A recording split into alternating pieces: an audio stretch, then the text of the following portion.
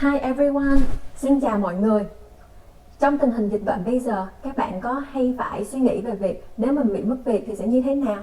Còn nếu bị tai nạn giao thông hay bị bệnh nặng thì sẽ trang trải ra sao? Hoặc công ty của bạn đầu tư vào một dự án thì bạn có phải lo lắng về việc đối tác làm tốt hay không? Hôm nay mình sẽ nói về các biện pháp quản lý rủi ro cơ bản mà các công ty hay dùng và các cá nhân đều có thể áp dụng cho đời sống bản thân hàng ngày. Đây cũng là một phần trong công việc của mình về ngành quản lý rủi ro tập đoàn để cho các bạn hiểu thêm về ngành này nhé. Mình tên là Vi, mình là một actuary và hiện giờ mình đang là một giám đốc quản lý rủi ro bảo hiểm ở bên Canada.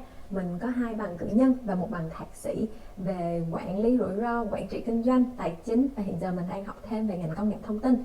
Nếu các bạn muốn tìm hiểu thêm về các nghề nghiệp này và việc học tập, làm việc và sinh sống ở bên nước ngoài thì các bạn hãy bấm theo kênh theo dõi để chờ xem video mới hàng tuần. Đầu tiên, mình muốn nói về khuôn khổ quản lý rủi ro hay còn gọi là Risk Management Framework. Rất nhiều công ty bảo hiểm, tài chính, công nghệ thông tin hay sử dụng cái này để quản lý rủi ro cho tập đoàn hay còn gọi là Enterprise Risk Management. Cái framework này thì nó có 5 thành phần gọi là IMMR. Thì 5 thành phần của nó là Risk Identification, Risk Measurement, Risk Management, Risk Monitoring và Risk Reporting. Risk Identification là việc xác định rủi ro. Trước khi mà bạn muốn tìm biện pháp quản lý rủi ro thì bạn phải biết cái loại rủi ro mà bạn muốn quản lý là loại gì. Không thì giống như là đánh giặc vô hình ấy, không thể nào mà cứ hy vọng quơ qua quơ lại thì lại có thể trúng nó được. Một số ví dụ cho quản lý rủi ro của bản thân giống như là ví dụ như nếu mà bị bệnh này, bị tai nạn, bị thương tật thì sẽ trang trải kiếm tiền như thế nào. Còn nếu mà bạn nghỉ hưu thì có đủ tiền lương hưu để có thể sống thoải mái hay không. Hoặc là nếu mà bạn qua đời sớm thì ai sẽ lo lắng tiền bạc chăm sóc cho con cái hoặc là ba mẹ của các bạn. Về rủi ro cho công ty thì có thể là về rủi ro tài chính, nếu bạn đầu tư vào một dự án mà không có tiền lãi thì sẽ như thế nào.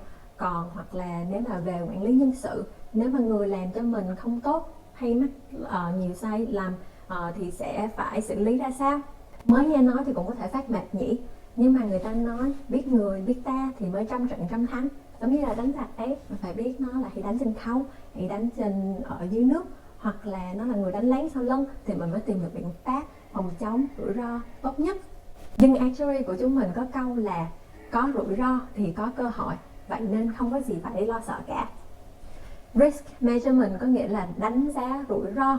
Một khi bạn đã biết nó là loại rủi ro nào thì bạn phải tìm hiểu sâu hơn về nó để còn biết nói là nó nặng nhẹ, ốm béo, cao gầy như thế nào. Nếu mà nó chỉ nhỏ xíu, không có sức ảnh hưởng thì sẽ không cần phải quan tâm. Nhưng mà nếu mà nó có thể ảnh hưởng lớn, gây ra chuyện xấu cho bạn nhiều hơn thì mình phải tập trung để tìm được biện pháp quản lý mấy việc đó. Giống như là bây giờ trong tình hình dịch bệnh, nếu bạn sống một mình, bạn thường xuyên tập thể dục, có sức khỏe tốt và có tiền tiết kiệm thì nếu như lỡ như mình bị mắc bệnh thì cũng có khả năng phục hồi nhanh và cũng không ảnh hưởng tài chính lắm. Nhưng mà nếu mà bạn sống với ba mẹ lớn tuổi thì nếu mà mình bị bệnh thì có khả năng sẽ lây nhiễm cho bà mình thì có thể ảnh hưởng sẽ rất xấu, và điều này thì mình phải tập trung, phải cẩn thận hơn. Nói chung, việc đo lường, đánh giá rủi ro chi tiết là khá phức tạp và hay cần những ứng dụng về toán học hay thống kê, nhưng mà mình vẫn có thể suy nghĩ logic về mọi chuyện để tìm hiểu được việc nặng nhẹ của nó như thế nào. Risk Mitigation là tìm các biện pháp quản lý rủi ro mà mình sẽ giới thiệu cho các bạn trong một lát nữa. Risk Monitoring and Risk Reporting đại khái là việc xem xét và đánh giá kế hoạch rủi ro. Thì sau khi mà đã tìm được biện pháp quản lý rủi ro, mình phải lâu lâu xem lại để xem coi các biện pháp quản lý đó vẫn còn hợp lý hay không. Nếu tình hình hoàn cảnh thay đổi thì mình còn tìm cách để mà sửa chữa nó, và mình có thể thu thập thêm những thông tin từ việc này để có thể tìm được biện pháp quản lý hiệu quả hơn cho những cái loại rủi ro khác hoặc là trong trường hợp tương lai. Bây giờ mình sẽ nói về 4 biện pháp quản lý rủi ro cơ bản mà các công ty tập đoàn hay sử dụng và các bạn cũng có thể sử dụng cho đời sống bản thân của mình. 4 biện pháp đó là Avoid, Reduce, Transfer and Accept. Avoid, bạn muốn tránh những trường hợp có thể xảy ra rủi ro hoặc dẫn đến tổn thất. Giống như nếu bạn không đánh lại thì bạn cứ chạy đi, như vậy thì không có sợ sẽ bị thương nếu mình đánh không lại. Một lý do điển hình là việc hút thuốc. Bạn cũng biết là hút thuốc có hại cho sức khỏe, và hút thuốc là một trong những nguyên nhân hàng đầu có thể dẫn đến những bệnh đau tim, ung thư và có thể dẫn đến chết sớm. Nếu mà bạn hút thuốc thì tiền đóng bảo hiểm của bạn cũng sẽ cao hơn người không hút thuốc. Vì vậy nếu bạn không hút thuốc thì bạn sẽ vừa có thể là làm tốt cho sức khỏe của bạn, cho người xung quanh, mà còn có thể là tránh phải đóng tiền bảo hiểm cao hoặc là phải trả tiền bệnh nhiều sau này. Trong tình hình dịch bệnh hiện nay thì cách thức để tránh nhiễm bệnh là cứ ở nhà, không tiếp xúc với ai hết, thì như thế thì sẽ không có nhiễm bệnh. Nhưng mà biện pháp tránh rủi ro này thì nhiều khi cũng không thực tiễn lắm, vì có nghĩa là bạn cũng sẽ không bao giờ lấy được những cái khả năng có lợi nhuận nếu mà không tham gia những hoạt động có thể xảy ra về việc rủi ro. Giống như là đầu tư chứng khoán, nếu mà bạn không bao giờ đầu tư cho một công ty hay mua cổ phiếu thì bạn sẽ không bao giờ bị mất tiền trong việc đó, nhưng cũng có nghĩa là bạn sẽ không bao giờ lấy được lợi nhuận nếu mà công ty đó làm ăn tốt và tiền cổ phiếu tăng lên. Reduce, nếu mà bạn không tránh được rủi ro thì bạn cũng có thể tìm cách giảm bớt được rủi ro. Điều quan trọng là làm sao mà giảm bớt được xác suất của việc đó xảy ra, hoặc là giảm bớt được cái ảnh hưởng mà việc đó có thể mang lại. Mục tiêu là tìm cách kiểm soát một cách tốt nhất mà bạn có thể. Nói về việc Covid-19 thì trong mùa này nếu bạn không ở nhà được mà phải đi ra ngoài thì bạn nhớ là phải đeo khẩu trang, hoặc là cách người ta khoảng từ 1.5 cho đến 2 mét, và thường xuyên rửa tay, thì như vậy khả năng mà bạn bị bệnh cũng sẽ thấp hơn. Hoặc là về việc bệnh tật thì bạn có thể là tập thể dục thường xuyên, có lối sống lành mạnh, ăn tốt, ngủ tốt, thì khả năng mà bị bệnh tật sau này thì cũng sẽ giảm bớt và ít có thể ảnh hưởng vào vấn đề tài chính của mình. Ví dụ về việc rủi ro mất việc, nếu mà bạn làm việc siêng năng, chăm chỉ, làm việc tốt thì nếu có bị mất việc thì cái khả năng bạn tìm được việc mới cũng sẽ nhanh hơn. Hoặc là lúc mà bạn tìm nghề thì bạn sẽ xem cho nghề nghiệp nào sẽ có ít khả năng mà tương lai mất việc sau này. Hoặc là khi mà bạn chọn để làm cho một công ty nào đó thì bạn có thể chọn cho làm một công ty tập đoàn lớn, mạnh, và hoặc là chính phủ, thì nó sẽ ít bị ảnh hưởng trong tình hình kinh tế khó khăn. Còn trong về việc công ty, nếu bạn phải hợp tác đầu tư làm ăn với ai thì bạn phải xem xét kỹ lưỡng người đó trước khi bạn hợp tác, để xem người đó có thể làm tốt hay không. Như vậy thì có thể giảm bớt được khả năng rủi ro làm ăn thất bại. Còn trong về việc bạn đầu tư chứng khoán, thay vì đầu tư vào những công ty mới có khả năng bị sụp đổ thì bạn có thể đầu tư vào những công ty đã có lịch sử chắc chắn, hoặc là những cái mà index mà nó đầu tư nhiều công ty cùng một lúc khác nhau. Như vậy thì khả năng rủi ro mà thua trong đầu tư chứng khoán sẽ là thấp hơn. Nói chung là về đầu tư chứng khoán, người ta hay nói là high risk, high return. Nếu mà bạn chấp nhận được cái rủi ro cao thì khả năng mà được lợi nhuận thì cũng cao hơn. Nhưng mà điều quan trọng là bạn phải xem xét coi cái khả năng chấp nhận rủi ro của mình, risk tolerance, risk appetite là như thế nào trước khi đầu tư vào việc này. Đây là một vấn đề phức tạp nên mình cũng sẽ không nói nhiều trong cái video ngày hôm nay. Transfer, bạn cũng có thể chuyển giao rủi ro cho một ai khác. Bạn có thể chuyển giao toàn bộ hoặc là chỉ một phần của việc đó. Ví dụ điển hình ở bên đây là mua bảo hiểm, thì bạn đóng tiền bảo hiểm, mỗi khi nếu mà lỡ mà bạn có tai nạn xảy ra thì công ty bảo hiểm sẽ trả cho bạn. Ở bên Canada, bảo hiểm là một sản phẩm cần thiết trong nhiều trường hợp như là sức khỏe, xe cộ và nhà cửa. Nhà ở bên đây rất mắc, vậy nên bạn muốn bảo hiểm cho nhà cửa, lỡ mà có bị cháy hay bị cái gì thì mình còn có tiền để mua lại hoặc là xây lại căn nhà khác. Đối với mình thì mình mua bảo hiểm cho những trường hợp mà mình nghĩ là xác suất xảy ra có thể thấp, nhưng mà cái ảnh hưởng của nó thì có thể là rất lớn, giống như là bảo hiểm cho xe cộ, nhà cửa, hoặc là nhân thọ, hoặc là cho cái khả năng mà mình sẽ bị bệnh tật nặng mà không bao giờ làm việc được. Mình thì cũng có mua bảo hiểm cho Fluffy, thú cưng của mình, thì khoảng 50 đô một tháng, nhưng mà cái tiền khấu trừ deductible của nó là cao, khoảng 400 đô.